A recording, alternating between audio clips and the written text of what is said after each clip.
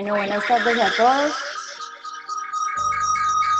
Espero que estén muy bien el día de hoy. Vamos a cerrar este tema, este módulo de infecciosas con el tema de micosis subcutáneas y sistémicas con compromiso cutáneo.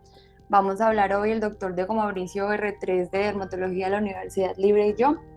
Y gracias por asistir a esta reunión. Vamos a empezar hablando del tema de micosis subcutáneas, definiéndola en primer lugar. ¿Qué son las micosis subcutáneas? Las micosis subcutáneas son una diversidad de entidades clínicas que se van a caracterizar porque múltiples grupos de hongos van a invadir los tejidos cutáneos y el tejido celular subcutáneo por diferentes mecanismos. Estos hongos habitualmente no van a habitar los tejidos celulares subcutáneos ni los tejidos cutáneos, sino que van a ser hongos aprófitos que normalmente van a habitar en área rural. Para no volverme tan repetitiva en cuanto al tema de la exposición, todos los hongos que vamos a ver, la incidencia y prevalencia que vamos a conocer de cada uno de ellos, vamos a ver que van a ser más común en personas que van a habitar, en que trabajan o van a irse de vacaciones en área rural. ¿Por qué? Porque estos hongos generalmente van a habitar en material vegetal contaminado, en material orgánico, en madera en descomposición, en el suelo de área rural, en el polvo de este suelo de área rural o en el agua, sobre todo de lugares de clima tropicales y subtropicales. Entonces, ¿qué va a ocurrir en primer lugar? En estas personas que trabajan, viven o laboran en área rural, van a sufrir un microtraumatismo a nivel de extremidades superiores o inferiores con material vegetal contaminado. A nivel de este microtraumatismo, que va a generar una solución de continuidad de la epidermis, va a aprovechar el hongo para entrar e invadir los tejidos cutáneos, la dermis y el tejido celular subcutáneo para posteriormente causar y expresar clínicamente la infección y generar las múltiples manifestaciones clínicas que vamos a ver más adelante.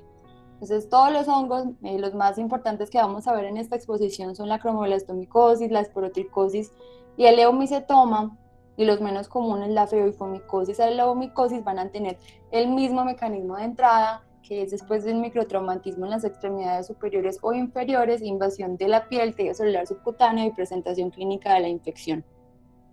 Como vamos a ver más adelante también, este tipo de micosis subcutánea es un tipo de infección micótica que no va a ser tan comúnmente encontrada en la clínica, pero es muy importante tener en cuenta cómo se presenta, cómo se va a diagnosticar y cómo se va a tratar, sobre todo para los médicos que están en el año rural o que van a llegar al año rural, o incluso los médicos que ya pasamos este año, que hemos visto que múltiples infecciones micóticas de la piel, que son esas típicas lesiones que no se curan con ningún tipo de crema, ningún tipo de medicamento, van a encontrarse por este tipo de micosis subcutánea, y por lo tanto es bien importante que la conozcamos, sepamos cómo manejarla, cómo se presenta clínicamente y poder tratarla, además porque compromete mucho la calidad de vida al tener una evolución tan torpe y tan crónica.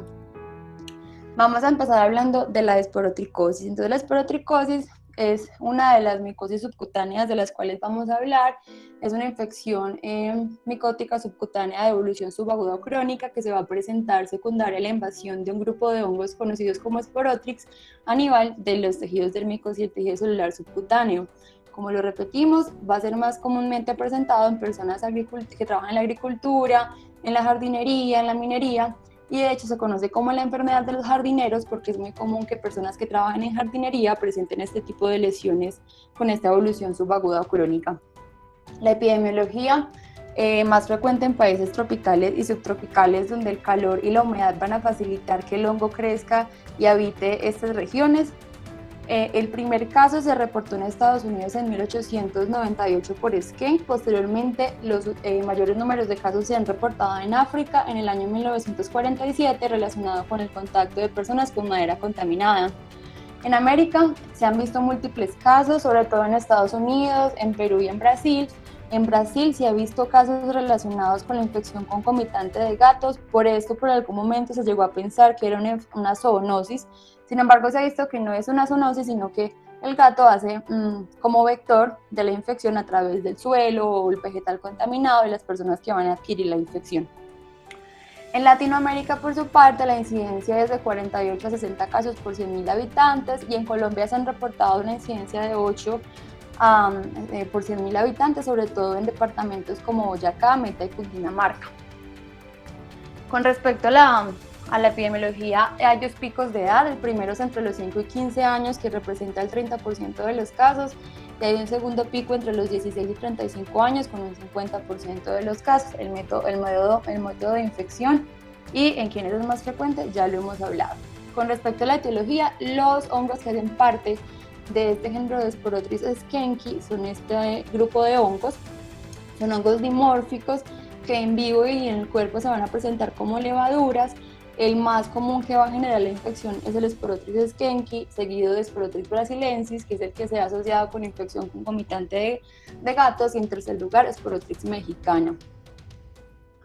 ¿Cómo va a ser la patogénesis?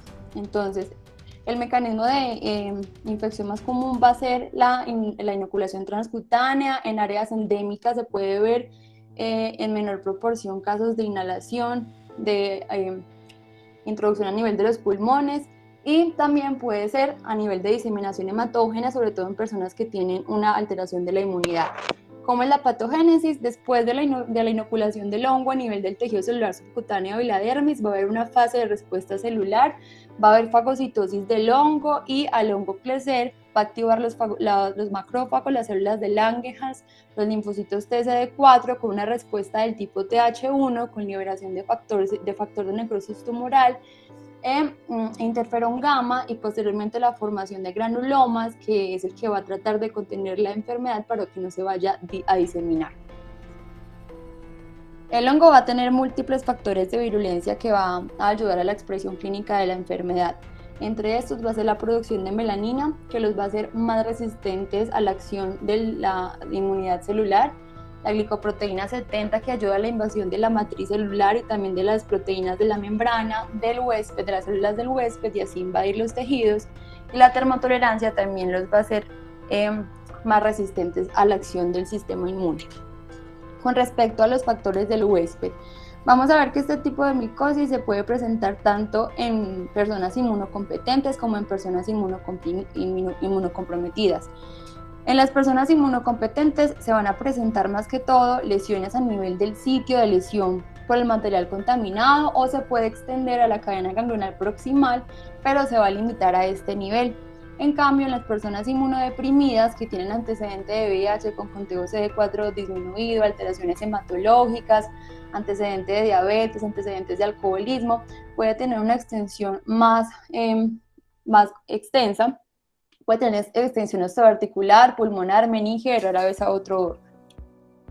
Con respecto a las manifestaciones clínicas, entonces, la principal manifestación clínica de la esporotricosis va a ser después de la inoculación del hongo en los tejidos dérmicos. Va a haber un tiempo de incubación de aproximadamente 10 a 15 días. La lesión más común, en el 75% de los casos, se va a presentar una enfermedad cutánea linfangítica que se va a caracterizar por la aparición en el sitio del microtraumatismo inicial de una pápula eritematosa o un nódulo dérmico violáceo o negruzco, que posteriormente puede llegar a formar una úlcera conocida como chancro esporotricoide, que se caracteriza por presentar bordes engrosados, centro granulomatoso, que es muy dolorosa y que tiene escasa supuración. Posteriormente a esto puede presentarse una linfangitis, y a nivel de los tractos de los vasos linfáticos pueden presentarse también nódulos, como vemos en la imagen, que posteriormente pueden llegar a ulcerarse, y esto se conoce como el patrón esporotricoide. Este tipo de enfermedad cutánea linfangítica, que es la presentación más común de la esporotricosis, se va a ver más que todo en personas inmunocompetentes. Con respecto a la esporotricosis fija, que es el segundo tipo de expresión clínica más frecuente de la esporotricosis, también es más común encontrarla en personas inmunocompetentes y se va a caracterizar por la aparición de una lesión vegetante y verrucosa que puede ulcerarse. Es de predominio en las extremidades y se ha visto también en la cara en menor proporción. Es más común en personas inmunocompetentes y aunque tiene una evolución muy crónica, va a responder muy bien al tratamiento cuando se inicia de manera oportuna. La enfermedad cutánea superficial se va a diferenciar de esta, que van a presentar las mismas lesiones. Va a ser, en este caso, una placa eritematoidescamativa, que se va a diferenciar porque no va a generar prurito. se diferencia de la anterior en que compromete más a personas inmunosuprimidas y que, además de tener la evolución crónica típica, no va a responder tan bien a el uso de antimicóticos orales. La enfermedad cutánea diseminada se presenta en el 1 al 2% de los casos, también es más común en personas inmunosuprimidas.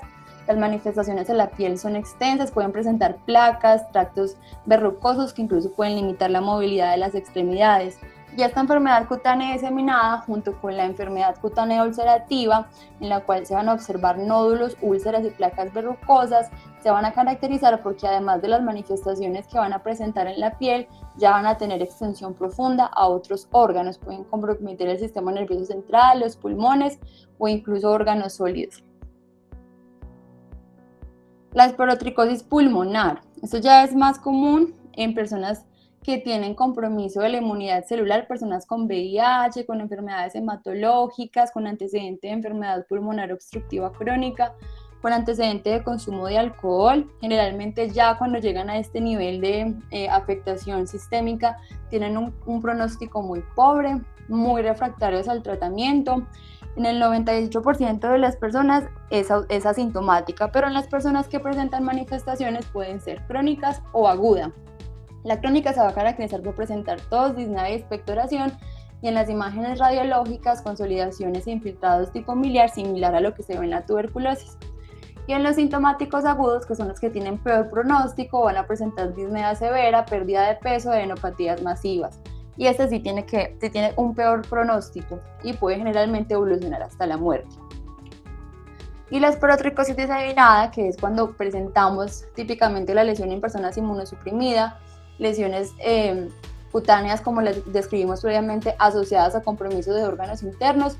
Lo más común que vamos a ver es el compromiso del sistema nervioso central con una meningitis crónica caracterizada por picos febriles y dolores de cabeza, o un compromiso osteoarticular comprometiendo más que todo la rodilla, el codo, la muñeca y en último lugar el tobillo.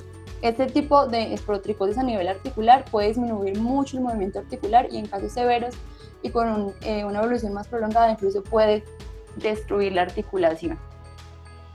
El diagnóstico predominantemente se hace con la clínica y con los datos epidemiológicos. El diagnóstico gold estándar se hace con el cultivo se inocula en agar saboreado, pero también como el cultivo se demora tantas semanas en crecer, lo ideal es que se haga un aspirado de las lesiones, del esputo, o bueno, según el fluido donde se esté ubicando la sintomatología de la infección, se haga un aspirado y se realiza una visualización en microscopía con hidróxido de potasio. ¿Cómo se van a ver estas lesiones? Estas lesiones se van a ver como unas estructuras fúngicas cuando se toman del aspirado de las lesiones como estructuras fúngicas alargadas, algunas ovaladas que van a tener aspecto de cigarrillo, y en el caso del crecimiento del hongo en agar saboreado van a haber estructuras blanquecinas con un halo negruzco para el caso de Sporotis schenckii y para el caso de Sporotis brasilensis.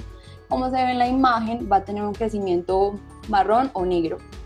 Cuando se somete a microscopía las lesiones, lo encontrado en el cultivo, se van a ver ya unas hifas ramificadas y septadas, que son como lo que vemos en la imagen B, asociados a unos conidios, que son las bolitas que vemos al final. Eso es lo que se va a ver y lo que haría el diagnóstico cuando se ve por microscopía con hidróxido de potasio. Por último, la biopsia también nos puede ayudar a hacer el diagnóstico. En la biopsia podemos ver las mismas estructuras fúngicas y también podemos observar una reacción granulomatosa crónica. También podemos ver zonas de hiperkeratosis, acantosis e incluso microabscesos intraepidérmicos. Con respecto al tratamiento, entonces después de hacer un diagnóstico oportuno, inicialmente se realizaba el tratamiento con yoduro de potasio, pero ya se dejó de utilizar por las reacciones adversas que tenía, sobre todo la aparición de fiebre, de cambios cutáneos y de sabor metálico. En este momento la primera línea es el itraconazol. Recordemos que el itraconazol es un fungoestático que ayuda a inhibir la síntesis del ergosterol en la pared celular. Las reacciones adversas del itraconazol que hay que tener en cuenta al iniciar terapias tan prolongadas con esta son la hepatotoxicidad, la teratogenicidad Y también el efecto inotrópico negativo. También tiene múltiples interacciones medicamentosas, por lo tanto hay que vigilar mucho este aspecto, sobre todo con los medicamentos que son metabolizados por la vía del citocromo 6p3A21. Y cuando esto sucede, pues lo ideal es irse a una segunda línea.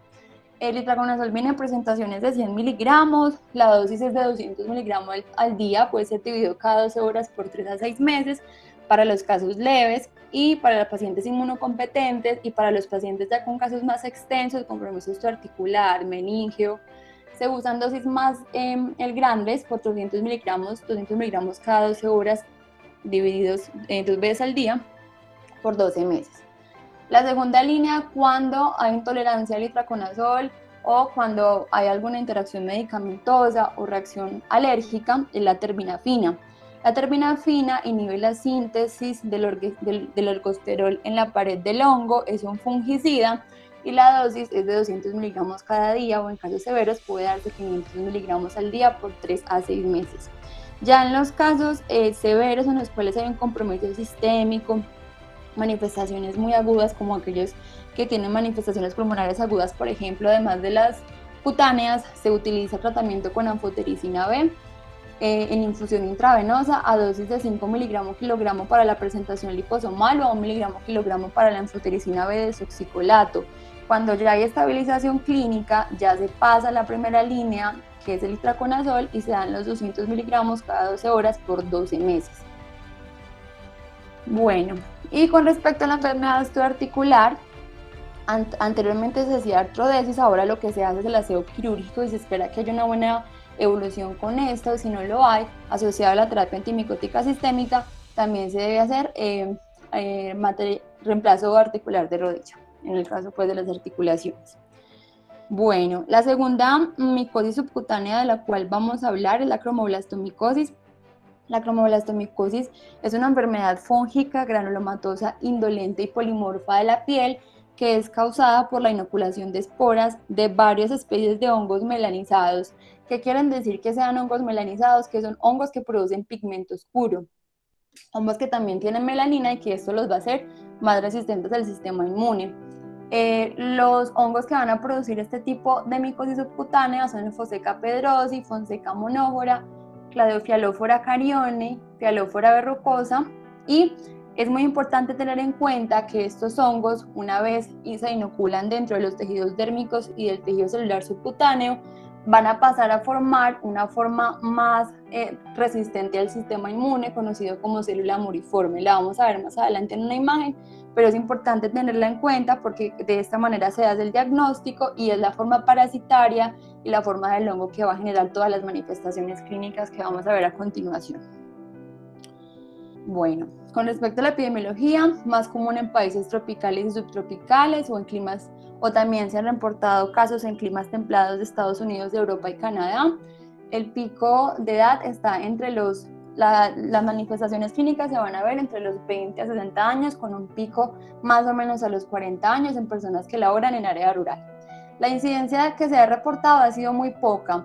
En realidad, las únicas que se han reportado con mayor seguridad ha sido en Madagascar, que se reportó un caso en 6.800, y en Estados Unidos se ha reportado un caso en 8.625.000. Es más común en inmunocompetentes y, como vamos a ver, es un tipo de micosis que solamente va a comprometer tejidos cutáneos y no va a comprometer tejidos profundos. También este tipo de hongos también tiene factores de virulencia que va a ayudar a la expresión clínica de la enfermedad, que van a ser la arquitectura de células muriformes, que es lo que nombré previamente, las formas parasitarias del hongo. Después de que el hongo va a penetrar al tejido celular subcutáneo, va a pasar a formar células muriformes que están compuestas de materiales de depósito, sobre todo lípidos y glucógeno, que van a ser más resistentes al sistema inmunológico, así como la producción de melanina, que también van a ayudar a evadir las células del sistema inmunológico. Las propiedades adhesivas e hidrofobicidad de las células, que va a ayudar a que parasiten más fácil las células del huésped, y la respuesta inmune del paciente. Esta infección se va a dar más comúnmente en personas inmunocompetentes y generalmente no va a invadir ni la parte hematológica ni la parte linfática. Bueno, con respecto a la clínica, generalmente después de la inoculación del hongo a nivel cutáneo o subcutáneo, se va a presentar después de 1 o 2 meses de incubación este tipo de lesión caracterizada por una mácula eritematosa solitaria que posteriormente va a evolucionar a una pápula rosada y lisa, luego va a tener características verrucosas e hiperqueratósicas. Lo ideal sería que se tratara en este punto, pero pues generalmente las personas no consultan o no se hace un diagnóstico oportuno y puede extenderse, puede crecer o incluso puede unirse con otras lesiones satélites y generar otro tipo de lesiones más complicadas y con una evolución más torpida, como vamos a ver a continuación. Hay varios tipos de manifestaciones de la cromoblastomicosis. Vamos a empezar a ver como cada una de las manifestaciones.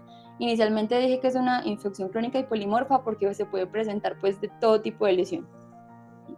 La morfología nodular, que es la primera imagen que vemos, es un crecimiento moderadamente elevado, un crecimiento rosado, suave y violáceo con una superficie lisa y que puede también ser verrucosa o escamosa. Digamos, en esta imagen vemos un nódulo de aproximadamente 5 centímetros por 4 centímetros de un color eritematoso con una superficie hiperqueratósica y de bordes bien definidos.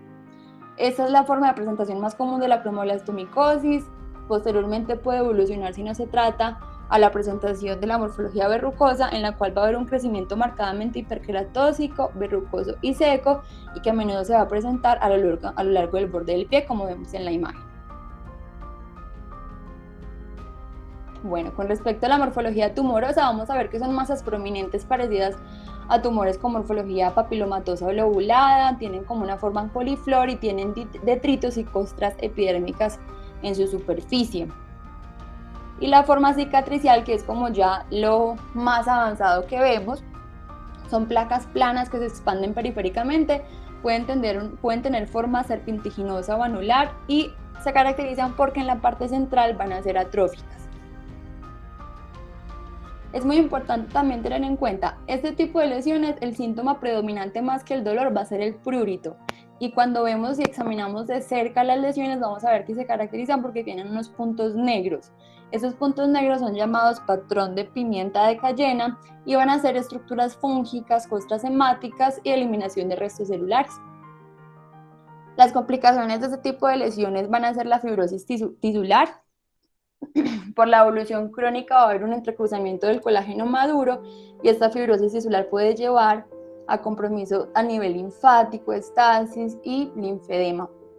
También se ha visto infección sobre infección bacteriana, sobre todo por Staphylococcus aureus, en menor proporción, pero sí se han reportado casos de carcinoma de células escamosas, sobre todo en las lesiones que tienen un curso de muchísimo tiempo, que se ha asociado con infección bacteriana, que se asocia también con linfedema y que ha recibido múltiples tratamientos y no se ha curado con los tratamientos que se les ha realizado. El diagnóstico es predominantemente clínico con los factores epidemiológicos, las lesiones clínicas que describimos anteriormente y muy importante, la aparición de puntos negros o la morfología de pimienta de Cayena en la superficie de las lesiones. Recordemos que el síntoma más que el dolor, a pesar de que las imágenes o las lesiones que vemos aparentemente se ven muy dolorosas, el síntoma primordial es el prurito. Y claramente la tasa lenta de progresión de la enfermedad es una enfermedad que lleva muchísimo tiempo de evolución. El diagnóstico se realiza con la microscopía, se toma muestras de las lesiones, raspados de las lesiones, ojalá sean las partes en las cuales se ve la morfología de pimienta de Cayena, se pone hidróxido de potasio y lo que vamos a ver es la morfología de las células moriformes, que son las células parasitarias. Las células moriformes son estructuras ovaladas o poliédricas de color marrón o café, como vemos en la imagen B. Cuando hacemos un raspado de las lesiones a nivel de los puntos negros, como vemos en la imagen A, y luego los ponemos en la microscopía electrónica con hidróxido de potasio, se van a ver estas células redondeadas o poliédricas de color café o color marrón. El gol estándar, aunque también pues tarda mucho tiempo en el crecimiento, es el cultivo en medio saboreado. Lo que se va a ver son crecimientos de colonias verde oliva o negras, como se ve en la imagen, y cuando se ponen las estructuras del cultivo en la microscopía también se van a ver estructuras fúngicas y hifas anchas. Listo. no se utiliza tanto la técnica de PCR y antígeno, se ve más que todo es a nivel de laboratorio, pero a nivel clínico el diagnóstico primordialmente se hace con la clínica y con la preparación de hidróxido de potasio. El diagnóstico diferencial se hace con infecciones que tengan inflamación granulomatosa, como son la tuberculosis cutánea, la sífilis terciaria, la leishmaniasis, incluso la primer tipo de infección micótica que vimos, que es la esporotricosis. El tratamiento es muy similar al que ya describimos inicialmente. En este tipo de lesiones, cuando son de un diagnóstico más temprano y más leve, es decir, con lesiones menor de 5 centímetros, se puede hacer simplemente una extirpación quirúrgica y va a haber mejoría del cuadro. Pero generalmente no van a llegar los pacientes en este grado de infección leve, generalmente ya llegan con una infección moderada grave, y lo que hay que hacer es valorar la posibilidad de hacer una extracción quirúrgica y combinarla con terapia micótica, o si no, intentar el manejo con itraconazol, la dosis de 400 miligramos día, por muchísimo tiempo según la respuesta del tratamiento, puede ser desde 8 a 36 meses. Los criterios de curación van a ser que ya no hayan lesiones clínicas, ya no hayan manifestaciones cutáneas, que no haya prurito ni tampoco dolor, y que la biopsia, la preparación del hidróxido de potasio del cultivo esté negativo por 3 meses consecutivos. Si por 3 meses consecutivos estos 3 exámenes son negativos, se piensa que ya hay resolución completa del cuadro. Igualmente, estos pacientes, por la evolución tan tórpida del cuadro, deben ir frecuentemente o al médico general o al dermatólogo para que se les hagan los controles periódicos, y son infecciones que pueden reaparecer, entonces es muy importante que se haga el control posterior. Listo. El tercer tipo de infección micótica subcutánea es el micetoma. Con el micetoma hay que tener en cuenta lo siguiente: hay 3 tipos de micetoma. El micetoma actinomicótico, que es causado por organismos aerobios y anaerobios como Enocardia brasilensis y Actinomyadura madura. El micetoma eumicótico, que es del cual no vamos a ocupar en esta exposición, y es el que es provocado por hongos verdaderos, que es más común en África, India y México. Se produce por Madurella mycetomatis más comúnmente. Y la botriomicosis, que es causada por bacterias verdaderas como Staphylococcus aureus y algunos casos reportados de Pseudomonas. Los 3 van a tener la misma presentación clínica, pero el origen es diferente. Hay que tener en cuenta esto. También es una infección subcutánea crónica y granulomatosa de la piel. La epidemiología es la misma que los que hemos nombrado previamente. La edad media es de 33 años, es más común en hombres que en mujeres, con una proporción de 3:1 a 5:1. Bueno, con respecto a la clínica, el tiempo de incubación del eumicetoma no se conoce. Incluso los pacientes que van a consultar no van a recordar el momento en el cual tuvieron la lesión primaria. ¿Cómo va a iniciar? Va a iniciar como un nódulo subcutáneo indoloro e indurado, que va a ir creciendo lentamente, o puede ir uniéndose con otras lesiones satélites, otro tipo de nódulos. Posteriormente pueden llegar a formar un absceso necrótico que va a drenar en tractos sinusales con secreción serosanguinolenta o purulenta, y también la presencia de granos macroscópicos. La triada clásica de este tipo de lesión es el tumor, tractos sinusales y granos macroscópicos, que van a tener la evolución que describí inicialmente: primero un nódulo que va creciendo, luego se abscesa y luego forman los tractos sinusales y la formación de granos. En la imagen de este pie, lo más común es que se encuentre en el miembro inferior por personas que están en área rural y que no usan calzado y tienen la lesión en un pie. Entonces vamos a ver que acá es una lesión tumorosa que tiene múltiples tractos sinusales, y en las puntas de los tractos sinusales hay unos granos, en este caso son de color blanquecino. El eumicetoma es una micosis que puede extenderse más allá de la piel y el tejido subcutáneo, puede comprometer músculos, huesos y vasos linfáticos. Va a comprometer huesos más que todo cuando afecta áreas de piel muy delgada, como es el pie, la cara o el cráneo. Las complicaciones generalmente van a ser fibrosis, linfedema y anquilosis, y este tipo de infección micótica puede no doler. Generalmente cuando duele es porque hay una sobreinfección por Staphylococcus aureus. Muy raramente se puede ver un micetoma pulmonar, y generalmente no va a ser por diseminación hematógena, sino porque la lesión primaria es a nivel de la caja torácica y se genera una fístula cutánea broncopleural y genera la sintomatología pulmonar.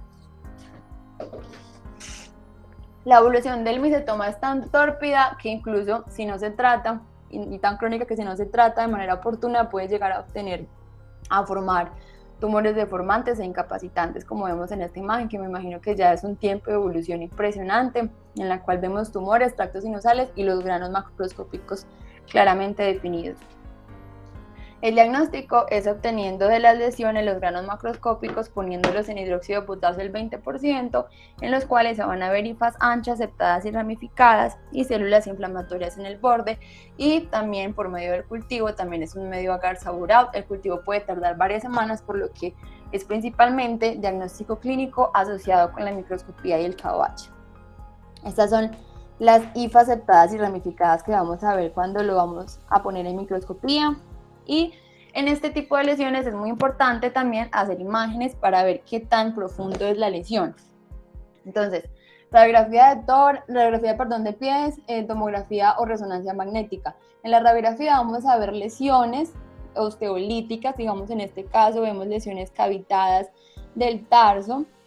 Cuando hay compromiso de tejidos blandos se va a evidenciar edema. Igualmente, para poder ver mejor qué tipo de lesión de tejido blando existe, la imagen que se debe hacer es la resonancia magnética, y ya la radiografía y la tomografía para valorar compromiso óseo.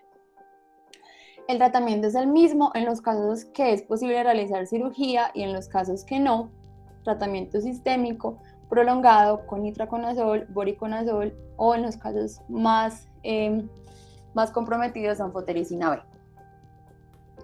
La pedifomicosis, este tipo de micosis pues es muy poco común. En realidad es muy parecida a la cromoblastomicosis porque también es causada por hongos de matiáceos, es decir, hongos productores de melanina. Es más común en pacientes inmunosuprimidos. Va a presentar, es una enfermedad muy polimorfa, puede presentar pápulas, puede presentarse como nódulos, como ulceración, también en extremidades, y en los casos de personas inmunosuprimidas va a tener una manifestación clínica más extensa. El diagnóstico también se hace por cultivos a obras de crecimiento de las colonias, que es muy lento, generalmente tarda 3 a 4 semanas, o por biopsia o PCR. Y el tratamiento igualmente se va a realizar con itraconazol, 400 miligramos al día por periodos prolongados. La leucomicosis, entonces es la última infección subcutánea que vamos a ver. La leucomicosis se va a caracterizar porque además se han reportado casos en delfines. Además de generar infección en los seres humanos, también se han reportado casos en delfines. Este tipo de infección se presenta más comúnmente en América Central y del Sur. Está asociado, además del suelo y la vegetación, también al agua. Epidemiológicamente, más común en América del Sur y América. En regiones de bosques que tienen mucha lluvia al año es común encontrarla. Y la clínica, esta lesión no se nos va a olvidar porque es muy similar a un queloide. Generalmente este tipo de lesión va a aparecer en zonas expuestas, extremidades superiores, inferiores, o el pabellón auricular. Empieza como una pápula que posteriormente va a ir evolucionando a un nódulo que puede ir creciendo, puede ir juntándose con otros nódulos y finalmente generar lesiones similares a queloides, como vemos en esta imagen. Inicialmente vemos un nódulo a nivel del pabellón auricular, y ya en el miembro superior vemos ya unas lesiones que parecen cicatrices tipo queloides. La diferencia de esta micosis con el resto, bueno, eso es otro tipo de lesión que no es tan común, que es la misma presencia de placas y nódulos, pero que se van a ulcerar. En la leucomicosis no es tan común que se ulceren, pero también puede presentarse. El tratamiento, a diferencia del resto de las micosis subcutáneas, es con la resección quirúrgica. No es efectivo el tratamiento antifúngico, sino que la extirpación quirúrgica va a ser el tratamiento definitivo. Bueno, antes de seguir con las micosis sistémicas, vamos a presentar como unos casos clínicos para que por favor participemos todos. Entonces vamos a hablar del primer caso clínico. Esta es una señora de 45 años que no sufre de ninguna enfermedad, no tiene antecedentes alérgicos ni tampoco antecedentes quirúrgicos. Como dato epidemiológico importante, trabaja en una floristería y consulta porque tiene un cuadro de 20 días de evolución con aparición de estas lesiones a nivel de las manos y de los brazos. Entonces, si alguien me quiere ayudar, por favor, a describir la lesión.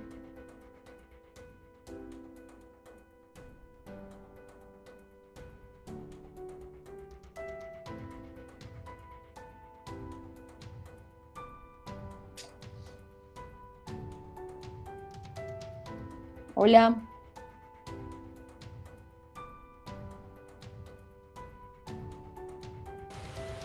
Hola. Hola, buenas tardes. Pues ella tiene como unos nódulos ulcerados, pues en dorso en el primer dedo y en el dorso del antebrazo y que parecen pues que tienen como distribución linfangítica, Súper bien. Entonces, teniendo en cuenta esas lesiones que describiste, ¿cuál crees que es el diagnóstico? una esporotricosis. Muy bien, ese tipo de lesiones son musculotricosis, como dijo la doctora, son lesiones nodulares, ulcerosas, que además van a comprometer los vasos linfáticos, lo que se va a conocer como patrón linfangítico. Ahora, ¿quién por favor me puede ayudar a decir algún diagnóstico diferencial de alguna enfermedad que tenga un patrón linfangítico y que también se pueda pensar con esta epidemiología y con estas lesiones en piel?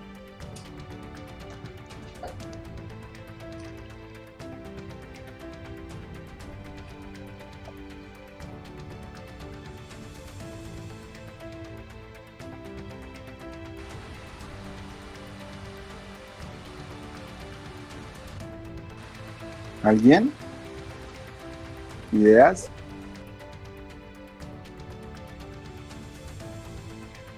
Bueno, una patología que puede también tener un patrón linfangítico es la Pero espera, leucemia. Luis. Ah, bueno, Dime. está bien. No, no, ya. Íbamos a sacar la respuesta, pero bueno, sí, esa es una. ¿Y quién más quiere participar con otro tipo de diagnóstico diferencial?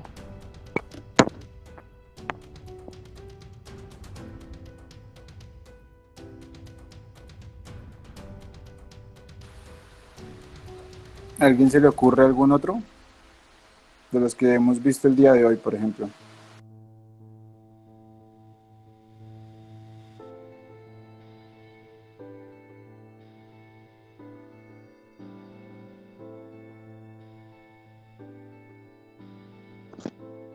No sean tímidos, ¿no? ¿Nadie? Hola. Bueno, Doc, Bueno, sigamos entonces. sigamos entonces. Bueno, em, vamos a hablar también de este caso clínico. Este caso clínico es de un hombre de 50 años que consulta por un cuadro clínico de un año de evolución. Él dice que este tipo de lesión empezó hace un año, que no recuerda haberse lesionado con ningún objeto. Empieza como un nódulo y posteriormente se va extendiendo y va apareciendo este tipo de lesiones. El motivo del consulte, por lo cual decidió consultar, fue por el dolor. Entonces, en este caso, ¿quién nos quiere ayudar con la descripción de las lesiones?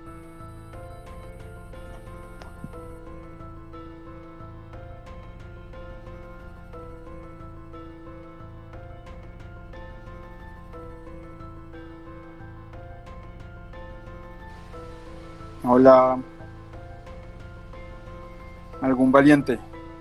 Em, buenas noches. Doc, ¿son múltiples nódulos o es una lesión granulomatosa? Sí, Mm, bueno, la piel se ve acartonada sí, y los nódulos están ulcerados. listo.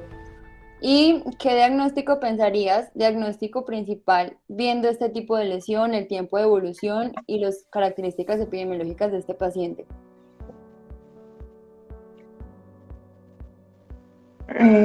Esporotricosis. Ese podría ser un diagnóstico diferencial. Ok. Con las lesiones podría ser un diagnóstico diferencial. Recuerden que en una de las patologías que describimos de micosis subcutáneas, describimos que hay unas lesiones típicas y la triada clásica es la aparición de tumor, tractos sinusales y granos macroscópicos. Sería pensar en un micetoma. Exacto, pensar en Ah, cómo se toma y también llama la atención que él estaba manifestando dolor, como nombramos en la exposición previamente, cuando manifiestan dolor generalmente es por un misotoma de origen bacteriano o por sobreinfección bacteriana. Y ahora hablemos un poquito del diagnóstico diferencial del misotoma. ¿Quién se anima a pensar en un diagnóstico diferencial? cáncer. Sí, podría ser. ¿Qué otro diagnóstico diferencial podríamos pensar? Pues también podría ser la cromoblastomicosis, sin embargo, esas lesiones suelen verse como más verrucosas y menos nodulares. Y no se ven como los nódulos tan ulcerados como en esto, pero pues también podría ser un diagnóstico diferencial. Sí, muy bien. También podría ser un diagnóstico diferencial. ¿Y qué otro tipo? No tiene que ser por hongos, no tiene que ser micosis. ¿Qué otro tipo de infecciones granulomatosas crónicas pueden llegar a manifestar este tipo de lesiones? Las Tuberculosis. micobacterias. Sí, muy bien. Ambos dijeron una muy buena. Mycobacterium tuberculosis también pueden llegar a presentar este tipo de lesiones en piel. Y una que ya nombramos previamente, que es la leishmaniasis, y que también ya tuvimos una exposición previamente. Listo, muy bien. Ahí comentaron otro que fue el sarcoma de Kaposi. Podría ser, no sería la presentación más habitual, no te puedo decir que no, pero digamos que tendría una coloración más violácea, no sería tan ocre, y no suelen, o sea, suelen ser múltiples y no suelen generar unos nódulos como tan ulcerados. Sí, no suelen hacerlo. Puede pasar, sí, pero no, digamos que no suelen hacerlo, pero también es un diagnóstico que podría caber. Incluso sarcomas o otro tipo de cánceres podrían generar ese tipo de lesiones como tan destructivas y tan localmente infiltrativas o granulomatosas. Así es. Bueno, entonces vamos a terminar la exposición rápidamente nombrando las micosis sistémicas que tienen compromiso cutáneo.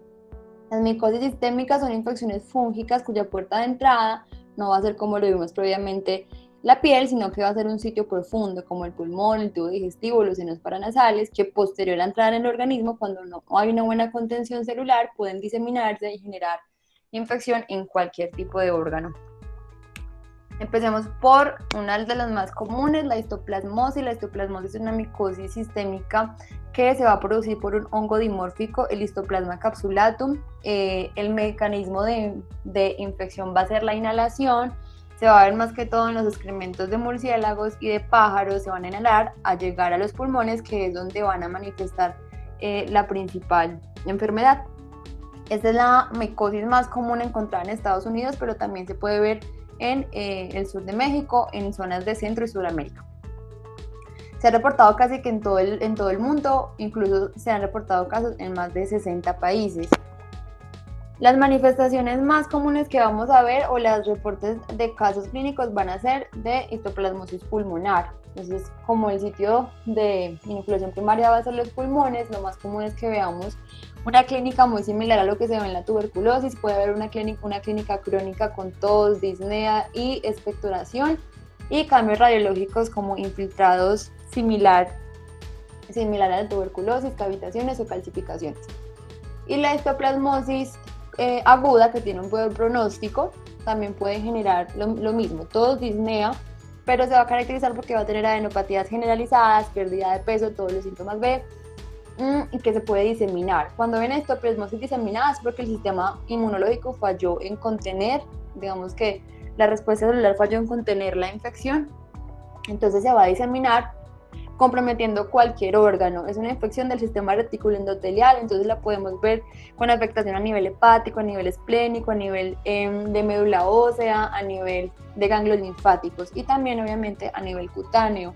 Cuando se presenta el compromiso cutáneo puede ser úlceras granulomatosas dolorosas o pueden presentarse como unas pápulas a nivel de todo el tronco. Como vemos en este caso, son pápulas a nivel de todo el tronco, y en las mucosas podemos ver úlceras granulomatosas. El diagnóstico de la histoplasmosis va a ser aislando el hongo de la sangre, médula ósea, líquido cefalorraquídeo o el aspirado de médula ósea o de la biopsia del tejido infectado. No es tan común que lo encontremos en el esputo para los casos de histoplasmosis pulmonar. Y el cultivo se realiza también en el medio sabor auto. Cuando vamos a ver el hongo, va a ser con una tinción de Giemsa y se van a observar levaduras intracelulares. El tratamiento va a ser o con itraconazol o con anfotericina B. La anfotericina B, a las dosis ya nombradas, va a ser para los casos agudos y más comprometidos, y ya después, cuando hay estabilización, el itraconazol por 12 a 24 meses. La criptococosis es otro tipo de micosis sistémica que se va a encontrar Va a ser causada por una levadura encapsulada del género Cryptococcus, que va a tener dos tipos de hongos, Cryptococcus neoformans y Cryptococcus gatyi. Esta se va a encontrar generalmente en el suelo y también en el excremento de palomas y murciélagos, y la vía de adquisición va a ser igualmente inhalatoria, comprometiendo primero a las vías pulmonares. Esto pues se nos hace muy familiar porque nos la han describido mucho en los casos de pacientes con VIH y con CD4 disminuidos, en los cuales la principal manifestación de la criptococosis va a ser el compromiso del sistema nervioso central. ¿Cómo se va a presentar? Con meningitis crónica, con picos febriles, con dolores de cabeza frecuentes, o meningoencefalitis, o un granuloma criptococósico cerebral. También va a tener compromiso pulmonar, pero no va a ser lo común. Generalmente cuando hay compromiso pulmonar va a ser más asintomático o semejando a la tuberculosis, a los síntomas de tuberculosis, pérdida de peso, disnea, tos, etc. El compromiso mucocutáneo va a ser la aparición de pápulas y nódulos subcutáneos en la cara y en la nuca, principalmente, como ya lo nombramos. Cuando hay un compromiso cutáneo es porque este tipo de micosis ya está supremamente diseminada, más que todo en pacientes VIH positivos, ya están en fase SIDA, y cuando el compromiso es como lo describimos en este tipo de imagen, es que ya el compromiso es severo, un paciente muy inmunosuprimido. Pueden empezar como pápulas, nódulos y pueden ulcerarse, como vemos en esta imagen. El diagnóstico se hace por medio de la tinción de tinta china. Vamos a ver las levaduras como en la primera imagen, como con una doble membrana. Y también se puede hacer el cultivo por medio del cultivo de sauerkraut. El crecimiento generalmente es a 48 horas o una semana. O por medio de las pruebas antigénicas o PCR. El tratamiento va a ser con anfotericina B. Como el nombre, el compromiso es supremamente avanzado en personas inmunosuprimidas. El tratamiento de primera línea es la anfotericina B, por lo mismo, por el compromiso tan avanzado y tan sistémico. Anfotericina B, las mismas dosis, 1 miligramo kilogramo.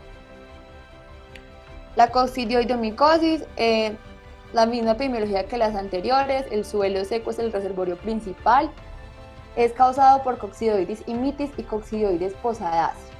También es causado por este tipo de hongos que son dimórficos y se ven muy comúnmente en Centroamérica y Sudamérica, con un tiempo de incubación de 4 semanas. La clínica va a ser muy similar, va a haber inhalación de artroconidios con manifestaciones pulmonares. Los cuadros agudos van a ser muy similar a la gripe, o con casos ya más severos, una insuficiencia respiratoria aguda inusitada. Las manifestaciones cutáneas pueden ser polimorfas, pueden presentar pápulas, pústulas, placas, abscesos, trayectos fistulosos, úlceras, eritema tóxico o incluso eritema multiforme y eritema nodoso. Puede presentar casi que cualquier manifestación clínica a nivel de la piel, y también se va a presentar en piel cuando ya la infección está muy diseminada o en pacientes muy inmunosuprimidos, como vemos en esta imagen, que son lesiones típicamente encontradas en la criptococosis. El diagnóstico se hace con cultivo y examen micológico directo, que revelan como unas esférulas de doble membrana, y también con el cultivo saurato y la PCR. El tratamiento es el mismo, anfotericina B, y cuando hay estabilización de la enfermedad, itraconazol, o en los casos de meningitis, fluconazol. Bueno, la paracoccidioidomicosis es muy importante también para nosotros porque es una micosis sistémica y es la micosis sistémica más encontrada en América del Sur y en América Central. Es causada por un hongo dimórfico conocido como paracoccidioides, que puede ser Paracoccidioides brasilensis o Lutzi. Y igualmente también se encuentra en el polvo del suelo. ¿Cómo va a ser la clínica de la paracoccidioidomicosis? Generalmente la infección primaria también va a ser por inhalación de los hongos.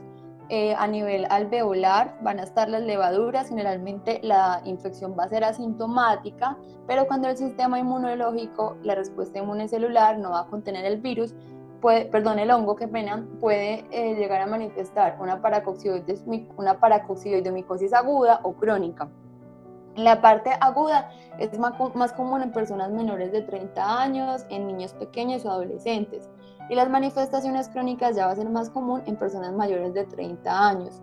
Cuando hay una paracoccidioidomicosis aguda o subaguda, se va a caracterizar por presentar afectación del sistema reticulo endotelial, con hepatosplenomegalia, adenopatías, y esas adenopatías pueden ser de las cadenas ganglionares superficiales, las podemos ver en ingle, en cuello o en axilas, pero también puede haber adenopatías a nivel abdominal, generando un dolor abdominal difuso. También puede comprometer la médula ósea generando anemia plástica, pérdida de peso y fiebre. Y en los casos severos va a generar compromiso óseo y cutáneo, y cuando genera compromiso cutáneo va a ser de mucosas a nivel de la lengua, incluso la laringe, a nivel peribucal, generando úlceras granulomatosas, y cuando compromete la laringe, pues un síntoma va a ser la disfonía.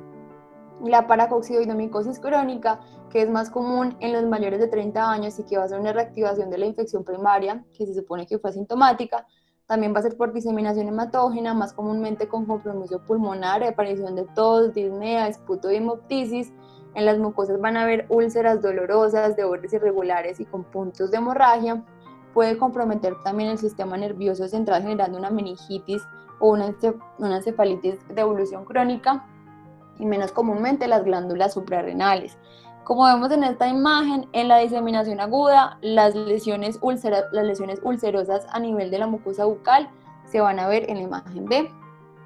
Y en la diseminación crónica ya vamos a ver lesiones papulares, nodulares o rocosas, característicamente de la cara y la región peribucal, incluso han recibido la denominación de estomatitis muriforme. Aquí vemos una estomatitis muriforme. Y el diagnóstico es similar. El diagnóstico se va a hacer con el raspado de la piel para visualizar el hongo en el medio de KOH o las muestras de esputo. ¿Qué vamos a ver? Vamos a ver como en esta imagen que sugiere, hay una levadura madre que tiene como levaduras hijas en gemación, como unas orejitas alrededor de la levadura. Esa es como la imagen de que vamos a ver en el KOH, que nos puede sugerir el diagnóstico de paracoccidomicosis. También se puede hacer el cultivo en medio saboral dextrosa, que crece más o menos también en 1 a 4 semanas, y la prueba PCR, que generalmente no hacemos para el diagnóstico de este tipo de infecciones, pero se hace más en el laboratorio clínico. El tratamiento es anfotericina B y, una vez estabilizado, azoles sistémicos y sulfamidas por tiempo prolongado. Listo, vamos a ver, antes de terminar rápidamente, este caso clínico. Entonces, este es un niño de 6 años aproximadamente, lo lleva la mamá por un cuadro clínico de 1 mes y medio de evolución consistente en fiebre, aparición de adenopatías a nivel del cuello, a nivel de la ingle, a nivel de la zona axilar, y además aparición de úlceras a nivel de la región cervical, como podemos ver en la imagen. Asociado a eso, la mamá nos cuenta también que se ha quejado de dolor abdominal difuso, que no mejora con el acetaminofén, que no está comiendo y que ha perdido muchísimo peso. Ellos, la mamá y el papá, trabajan como agricultores, ellos son personas del área rural. Este tipo de lesión, como ya habíamos hablado previamente, es una paracoccidomicosis, una manifestación aguda que, como ya dijimos, se caracteriza porque se va a presentar en personas menores de 30 años de área rural y que se presenta con un cuadro de adenopatías generalizadas, pérdida de peso y fiebre.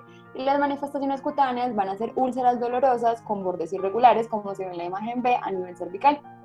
El tratamiento va a ser la anfotericina B.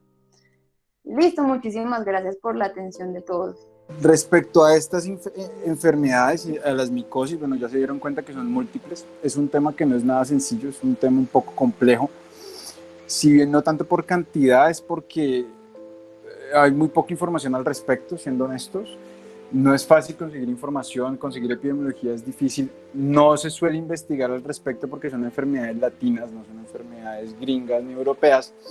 Y eso pues obviamente limita bastante las fuentes de investigación. Lo otro es que no son muy comunes, afortunadamente. Cuando ustedes las vean o las sospechen cómo van a ser cuadros crónicos en personas que trabajan en el campo. Si bien muchas se van a presentar en pacientes inmunosuprimidos, no las obvien en pacientes inmunocompetentes, ¿sí? Y hay un gran espectro de enfermedades que pueden estar metidas dentro pues, de este grupo de enfermedades tropicales y de micosis profundas, ¿sí? Entre ellas incluso pueden parecerse, y si bien el tratamiento es muy similar, mi recomendación siempre es que remitan a sus pacientes lo más pronto posible. Aquí en dermatología es una opción, infectología es otra opción, medicina interna si tienen, pero intenten en sus rurales remitirlos.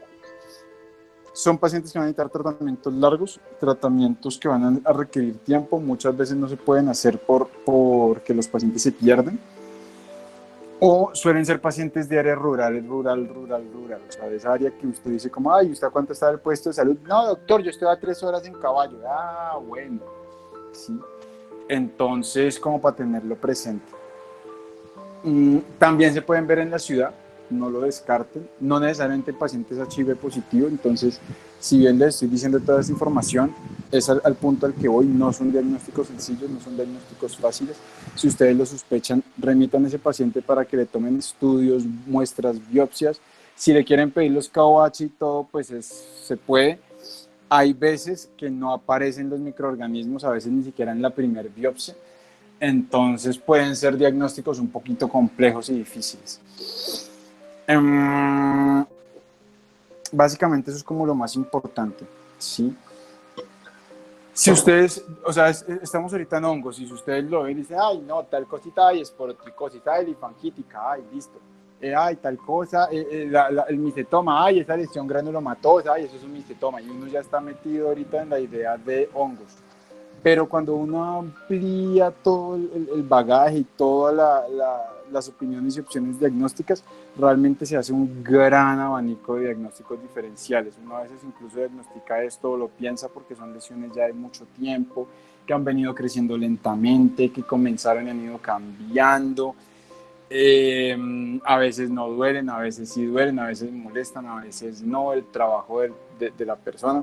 Entonces, para que ustedes analicen y busquen y pregunten todo eso, porque ustedes pueden que sea el 10º médico al que llega el paciente después de haber recibido varios ciclos de betametasona y clotrimazol. ¿Sí? Y lo último, para ya finalizar, y vuelvo y hago énfasis en el tema, estos pacientes no son para manejo de médico general. Entonces ustedes no se envainen, son para manejos especializados y remitan al paciente cuanto antes. Les van a llegar a sus rurales, les van a llegar. O sea, yo sé que sí les van a llegar, por lo menos uno por rural va a llegar. Ya, y no sé si algunos de los que ya han hecho rural o eso, que puedan decir, ay, sí, mire, yo ahorita veo esto, yo creo que se me pasó más de uno. Sí. Entonces, pues para que lo tengan presente.